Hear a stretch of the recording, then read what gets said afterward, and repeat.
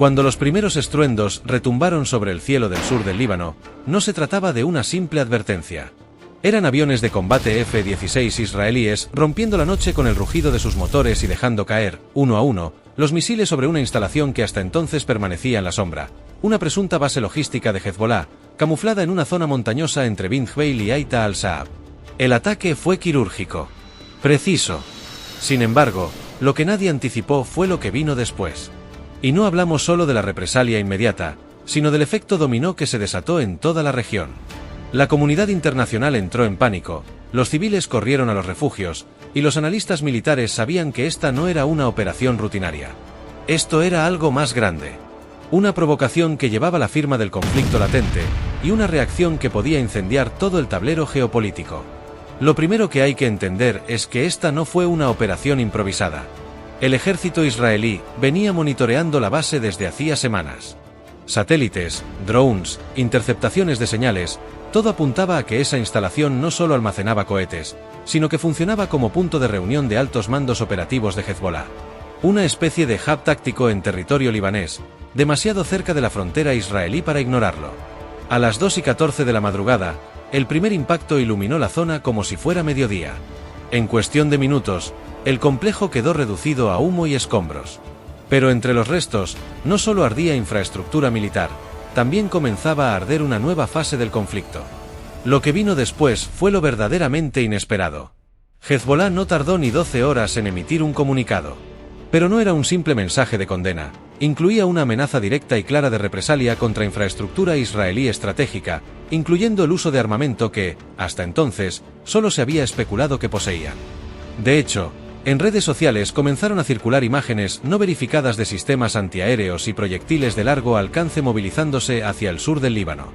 En respuesta, Israel desplegó unidades adicionales en la zona norte, activó su sistema cúpula de hierro y movilizó reservistas. En menos de 24 horas, el ambiente ya era de guerra abierta. No una guerra declarada en papeles, pero sí una guerra en tiempo real, transmitida por cámaras, drones y móviles que captaban las primeras explosiones de la contraofensiva. Y aquí es donde la historia cambia de ritmo. Porque si bien los medios occidentales cubrieron el ataque con la habitual cautela diplomática, en el terreno las cosas eran muy distintas. Las sirenas sonaban cada 30 minutos en Haifa, Saf, Metula. Las escuelas cerraron. Las familias se refugiaron en los búnkeres subterráneos mientras las pantallas mostraban, en tiempo real, columnas de humo elevándose desde posiciones en el valle de Bekaa. Lo que parecía un acto de contención, se convirtió en un duelo continuo de misiles, fuego cruzado y amenazas cruzadas. Pero hubo un detalle que desconcertó incluso a los analistas más veteranos. La tecnología usada en la base atacada revelaba componentes de fabricación iraní. Y no solo eso, algunos indicios apuntaban a que en el momento del bombardeo, había asesores extranjeros en el complejo. La hipótesis se volvió rápidamente una sospecha. Irán estaba más involucrado de lo que se pensaba. Y no como simple proveedor de armas. Las agencias de inteligencia comenzaron a filtrar información sobre la posible presencia de técnicos de la Guardia Revolucionaria Islámica en el lugar, apoyando operaciones de ciberdefensa y transmisión de señales encriptadas. Esto explicaría por qué el ataque fue tan certero. Israel sabía que no solo golpeaba a Hezbollah, sino también a uno de los tentáculos operativos de Teherán en la región. La respuesta iraní, como era de esperarse, no fue directa. Fue simbólica. Unas horas después del ataque, se reportaron intentos de hackeo contra radares israelíes. Algunos incluso dicen que una base de control de drones en Galilea fue momentáneamente inhabilitada. No hay confirmación oficial, pero la sincronización de los eventos hace difícil pensar en una coincidencia. En paralelo, el frente mediático ardía. Las redes sociales libanesas estaban repletas de vídeos de la explosión inicial. Algunos usuarios decían haber escuchado más de 10 detonaciones seguidas. Otros juraban que fue como un terremoto de fuego.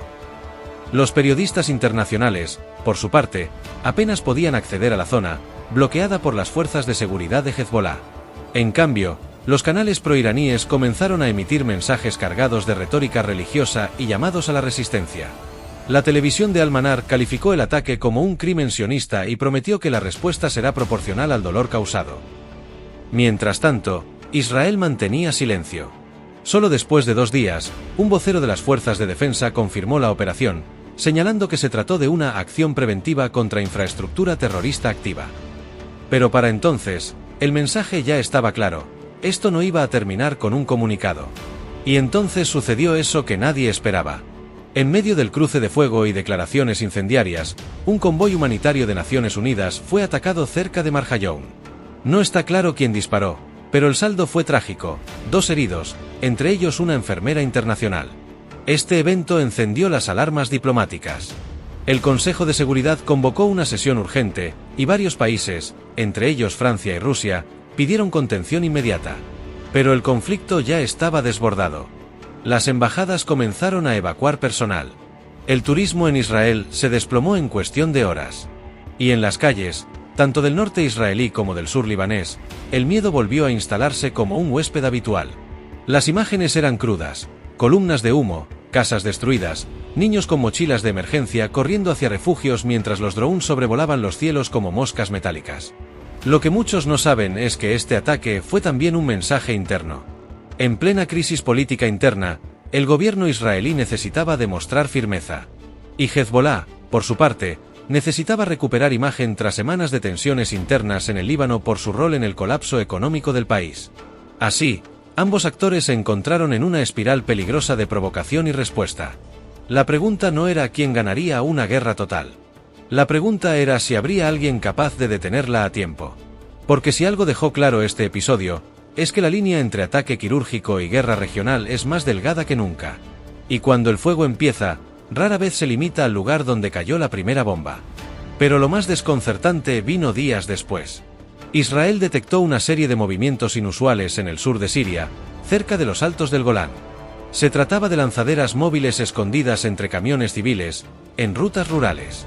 Las sospechas apuntaban a que no era solo Hezbollah quien se preparaba. Grupos milicianos afiliados al eje iraní, como Kataib Hezbollah o Liwa al-Quds, comenzaban a movilizarse, dispuestos a responder si el conflicto escalaba. Era el comienzo de una red regional activándose, un mecanismo de reacción en cadena que podía desatar algo peor que una guerra entre dos.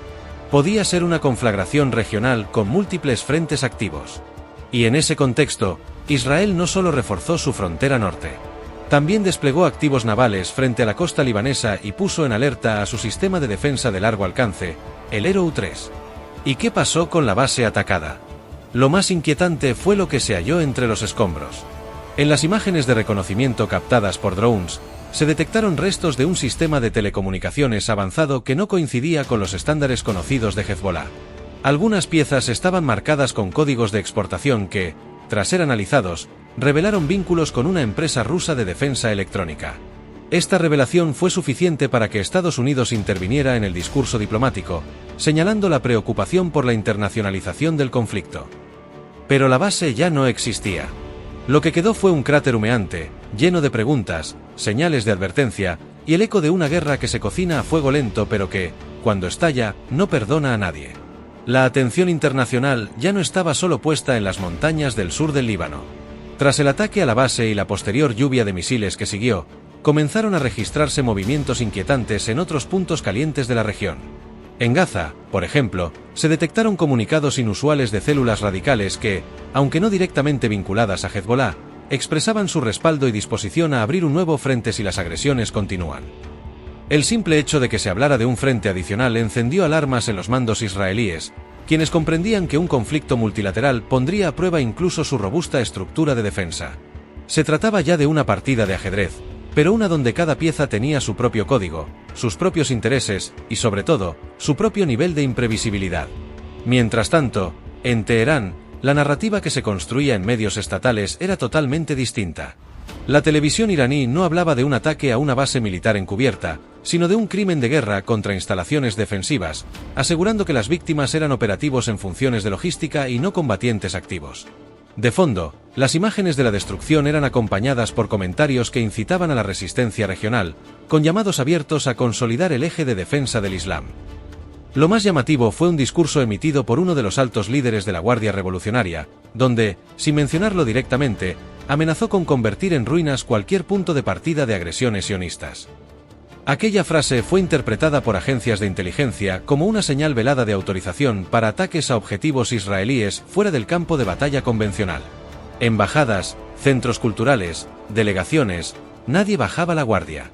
Y en medio de todo esto, la comunidad internacional comenzaba a perder margen de maniobra. Estados Unidos pedía contención, pero al mismo tiempo enviaba portaaviones hacia el Mediterráneo Oriental como gesto de respaldo tácito a Israel. Rusia condenaba el ataque, pero no movía ficha concreta. Y países como Turquía o Egipto intentaban jugar de mediadores sin éxito visible. Era como si todos supieran que estaban frente a un punto de no retorno, pero nadie tenía la fuerza o la voluntad de detener el tren. Lo único claro era que, desde el momento en que los misiles impactaron esa base de Hezbolá, ya nada era lo mismo. La región había entrado en una nueva etapa. Más silenciosa, más peligrosa, y con muchos más actores dispuestos a jugar.